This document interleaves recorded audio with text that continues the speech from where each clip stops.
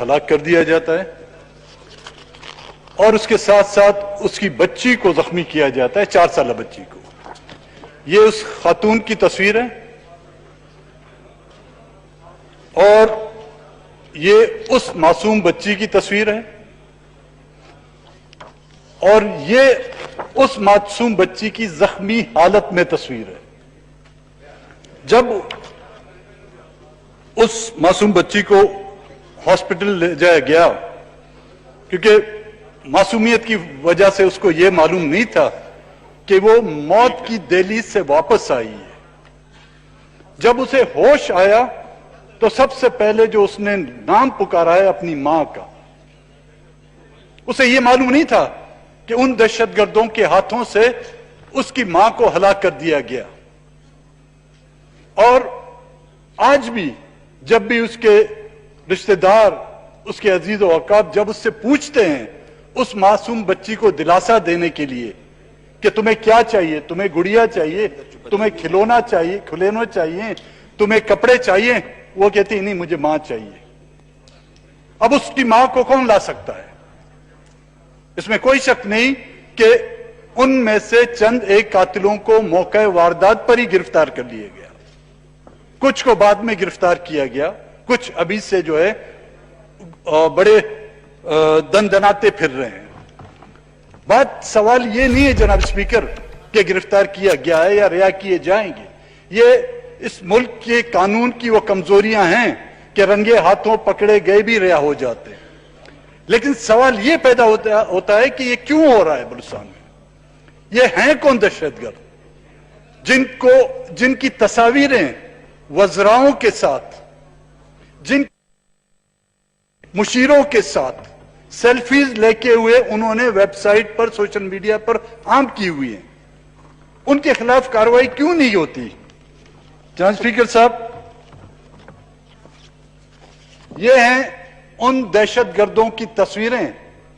یہ صرف ایک ضلع نہیں ہے، بلوچستان کے ہر ضلع میں اس طرح کے دہشت گرد پالے گئے ہیں جن کو پولیٹیکل پارٹیوں کے خلاف، وہ لوگ جو اپنے حقوق کے لیے اللہ اکبر، اللہ اکبر، محمد حی حی علی الفلاح۔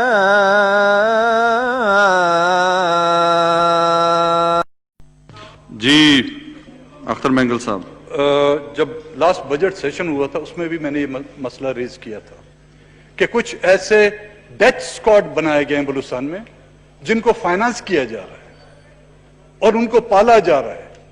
کس کے خلاف؟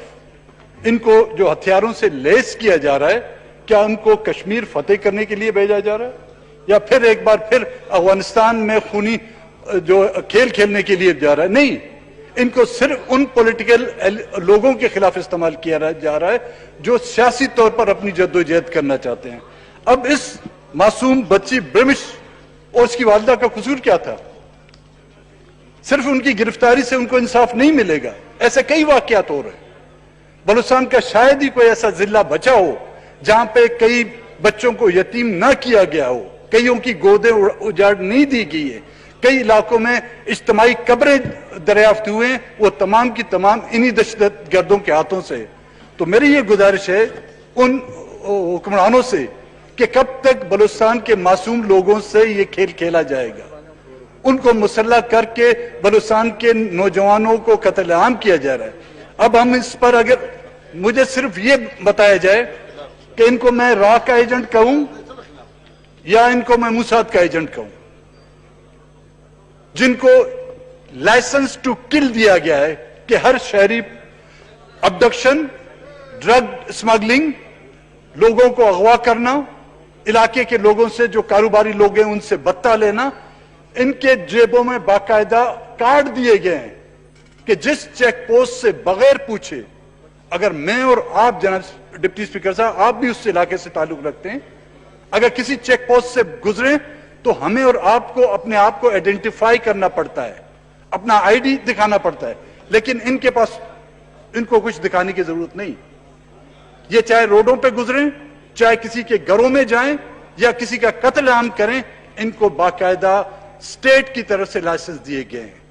تو میری گزارش ہوگی کہ ان لائسنسوں کو کب کینسل. بڑی مہربانی. بہت شکریہ جی.